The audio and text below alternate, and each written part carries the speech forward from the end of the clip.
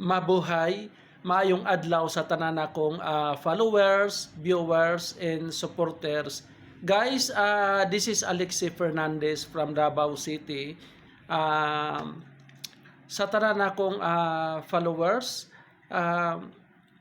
maybe you are all wondering, nganong wala na ako nag-upload og video clips nako. Wala na mo'y nakita nga update sa ako. But don't worry guys, don't worry to all my friends. Effective on Monday, mag-update ko sa inyo about sa details sa akong life. Sobrang busy lang ko guys since that Christmas holidays is fast approaching. Daghang ko ginabuhat, daghang trabaho. Very stressful ang ako ang life, busy, daghang gipambuhat, daghang giasikaso